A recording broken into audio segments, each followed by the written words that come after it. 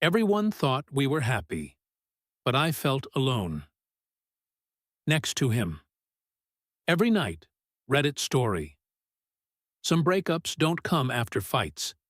They come after too many dinners in silence. After smiling for pictures you don't want to remember. After brushing your teeth beside someone who hasn't asked how you're doing in weeks. After saying, "I love you," and wondering if it still lands. And it's not because they're cruel, or distant, or careless. It's because they stopped showing up in the spaces that matter most, the spaces where your soul lives. And one day you realize being loved out loud doesn't mean being loved well, and you're more alone in a full house than you ever were in an empty one. This is the story of Talia and Jordan, a relationship built on ritual stability, and the version of love that everyone praised except the one who was slowly fading inside it. Talia met Jordan at her cousin's wedding. He brought her water during the reception. She asked if he was always this thoughtful. He said, "Only when someone looks like they're used to being overlooked." She smiled. They danced once. He spun her on the grass. Said, "Let's keep this moment longer than tonight." And they did. They were good together, compatible, polite, kind. He always remembered to buy almond milk. She always left notes in his lunchbox. They had a rhythm. But slowly Talia noticed something. They stopped having conversations that went beneath the surface. She'd ask, "What's something you're scared to say out loud?" He'd shrug and say, "I don't really think like that." She'd share a childhood memory. He'd change the subject. They stopped asking real questions, stopped seeing inside each other. But they still held hands in public, still showed up to every family dinner, still got likes on their anniversary posts, and the world kept saying, "You two are perfect." And she kept nodding even when her soul whispered, "If this is perfect, why do I feel so unseen?" She once tried to bring it up, said, "I miss us." He said, "We're fine, babe." "You overthink." She nodded. But later that night, while he slept beside her, she stared at the ceiling and cried quietly so he wouldn't feel bothered. That's when she realized he didn't know how to hold her in her depth, and she had stopped offering it just to keep the peace. They kept going, because it was fine, because there was no crisis, because she wasn't unhappy, just empty. Until one morning she made pancakes, set the table, sat across from him, and looked at the man she loved but no longer felt with. And she said, "Do you ever miss how we used to see each other?" He looked confused, said, "I thought we were happy." And that broke her more than any lie ever could, because she realized he was content. But she was quietly grieving a love that never reached where she lived. She didn't leave that day. She left slowly, mentally, emotionally, spiritually, until her body followed. She wrote him a letter before she moved out. It said, "You were good to me, but not good with me. I don't want a love that looks right. I want a love that feels alive even in silence. And I can't keep shrinking into this space where being seen fully is considered too much." She didn't blame him. She just walked away from something everyone else wanted, except the version of her that still needed more. Talia and Jordan's story is for anyone who's ever been in a pretty relationship, the kind everyone praises, the kind that checks all the boxes, the kind that looks good in public but feels lonely in private. Here's the truth. Love isn't just about being cared for. It's about being known. And if someone never asks what makes your voice shake, what memory still makes you cry, what dream you gave up quietly last year, you are not being held in your fullness. You are being managed. And the person you're becoming needs more than routine. They need reverence, Community reactions, I was lonely in the relationship, to that line. If this is perfect, why do I feel so unseen, was a gut punch. That was me for 3 years. 1.73 mere likes. Just because it looks whole doesn't mean it feels it.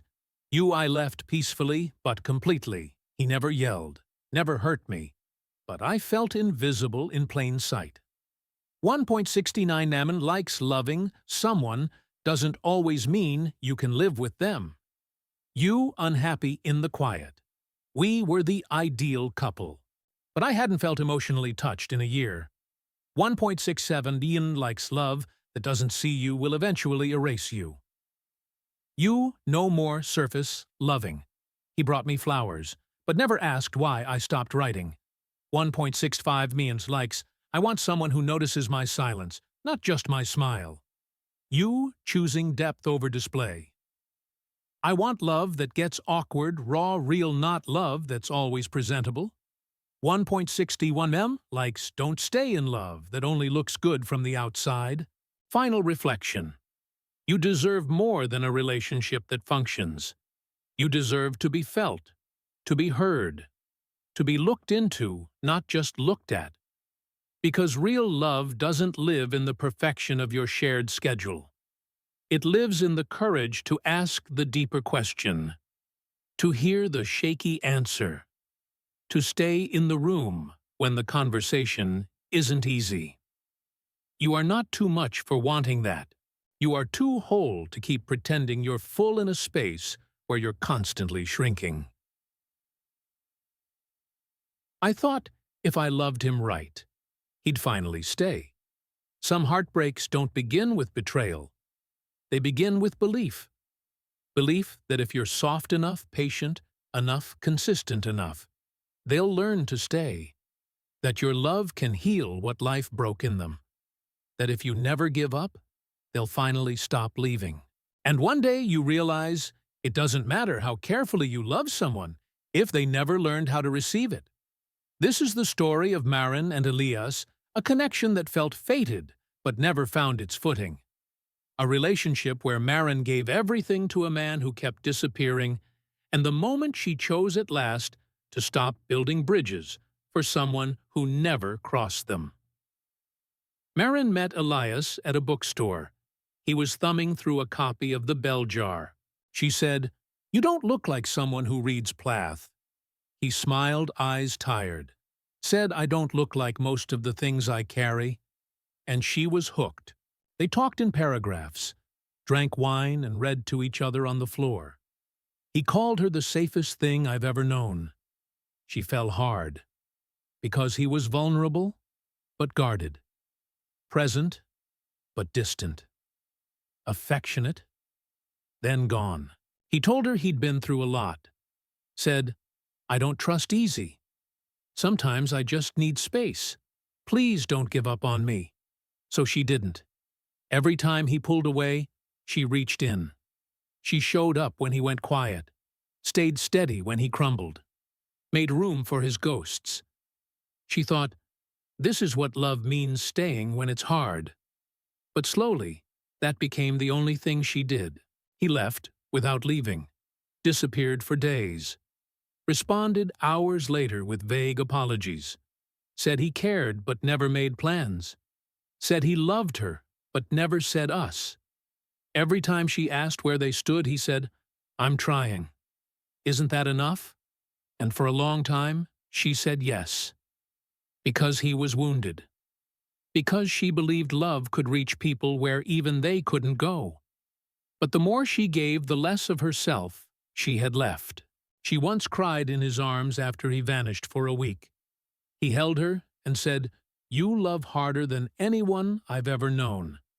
And that was the moment she realized he admired her love, but never learned how to return it. She didn't leave then, because her hope was stronger than her exhaustion. But one night after canceling yet another date, he texted, "Sorry, I'm just not in a good place tonight. I hope you understand." And instead of responding, she looked at her phone and whispered, "I do understand. You're not in a place for me, and I'm done waiting for that to change. She wrote him a final message. It said, "I don't need you to be perfect. I needed you to try with me not just in words but in effort. I kept building bridges for someone who never walked toward me. I gave you softness so you'd stop running. But I forgot that my softness also deserves a place to rest." She hit send, then put her phone down, and finally stopped reaching for someone who only ever loved her from a distance. Marin and Elias's story is for anyone who ever believed that their love could fix someone's fear, who thought patience was proof, that staying meant strength, that unconditional love would be enough. Here's the truth. You cannot love someone into readiness. You cannot reach someone who only meets you halfway. You cannot teach someone to stay if they only feel safe when they're pulling away. Love requires willingness, not just pain, not just potential, not just poetry and apologies. It requires return. And you deserve more than being a place where someone rests between disappearances. Community reactions. I thought if I stayed, he'd stay. That line, "I kept building bridges for someone who never walked toward me," made me cry. That was my whole relationship. 1.87 M likes. He didn't leave me, he just never fully arrived. I was his safe place, but not his choice. He said I made him feel calm, but he never once asked what I needed. 1.83 M likes. I was loving with both hands. He was loving from arm's length. How do you done waiting for someone to return? Every time I asked for more, he told me he was broken. I believed him. Now I believe me. 1.79 likes. You can't pour into someone who never picks up the cup. I am not the fix. I stayed because I thought love could teach him how to stay. It didn't. 1.75 men likes. I'm not a project. I'm a person. I deserve presence. You choosing someone who chooses. Me, I want love that walks toward me. Not love that runs, then comes back tired. 1.722 meters likes. It's not abandonment. It's slow emotional starvation. Final reflection. You are not too much for wanting someone who shows up.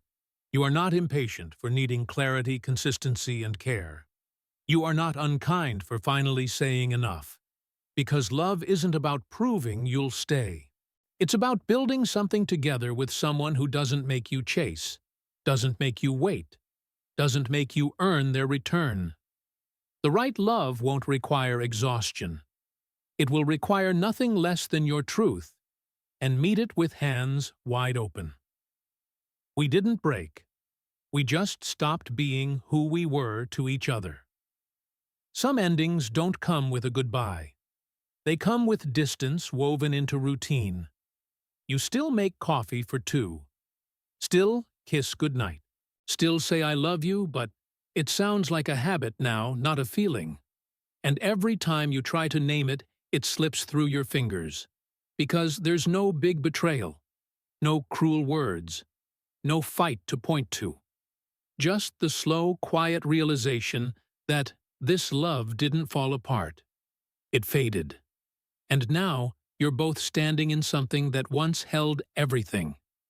This is the story of Jenna and Caleb, two people who had a beautiful beginning, an honest middle, and a gentle unraveling. A story about the bravery it takes to stop holding on to what no longer holds you. Jenna met Caleb at a mutual friend's hiking trip. They were the last ones to make it to the top. He teased her about her heavy backpack. She teased him about his playlist. By the time they reached the summit, they were already halfway in love. They built something real. Morning runs, late-night talks, weekends at farmers' markets and old bookstores. He taught her how to slow down. She taught him how to feel things all the way through. They talked about baby names once, about cities they might move to, about growing old and laughing through it. And for a long time, it felt like home. But eventually things changed. Not all at once, just subtly. They stopped talking after work, started watching more TV than telling stories, stopped asking real questions. Jenna would try to start conversations, but Caleb would smile and say, "Let's not overthink everything." And she didn't want to overthink. She just wanted to feel connected again. They weren't unhappy. They just weren't there anymore. They still said "I love you," but rarely touched each other's soul. They still celebrated anniversaries, but they were celebrating a version of themselves that had already changed. One night, she watched him eat dinner across the table, and she realized she hadn't really looked at him in weeks. Not with curiosity, not with wonder, just with habit. And in that moment, a sentence came to her like a whisper. "We're not hurting each other. We're just no longer helping each other grow." She asked him later that week, "Do you still feel like we're us?" He paused, looked down, then up, said, "I don't know. I love you. But I don't know what we are anymore." And she nodded, because she didn't know either. But somehow that was the answer. They sat in silence for a while. Then she took his hand and said, "Maybe we don't need a dramatic ending. Maybe we just need to honor what we had and be honest that we're not in it anymore." He didn't argue, because the truth doesn't need a fight to be real. They parted with softness, with tears, yes, but also relief. Because neither of them had the energy to keep pretending it was still the same. They hugged like old friends who knew they once meant everything. And that would always be enough, even if the future no longer held them together. Jenna and Caleb's story is for anyone who has ever stayed too long, not out of denial, but out of grief for what it used to be. For anyone who kept trying to reignite a flame that had already become a warm memory. Here's the truth. Not all love ends in anger. Some love just completes itself. And no one tells you how to leave something that isn't broken, just finished. But you are allowed to say, "This doesn't feel like home anymore." And you are allowed to leave, even with love still in your hands. Community reactions. You how we're habit not home. That line, "We're not hurting each other, we're just not helping each other grow anymore," broke me. That's exactly how it felt. 1.94 mem likes. I stayed 2 years after the love faded because I couldn't admit it had. You are still care but let go. We didn't fight. We just drifted. And somehow that felt harder than a breakup with blame. 1.89 men likes. It's grief without anger. Love without direction. You leaving with love still. There I still loved him when I left. That's what no one talks about. 1.86 m likes. You can walk away while still hoping they have a good life. You endings can be gentle. We ended softly. It doesn't make it less real. 1.83 m likes. Some of the hardest breakups are the kind without a villain. You priority you honoring. What we had this story helped me forgive myself for leaving peace because I knew I was no longer growing. 1.80 m likes. Peaceful doesn't always mean right. Final reflection. You are allowed to leave something that no longer holds your truth, even if it still holds your comfort.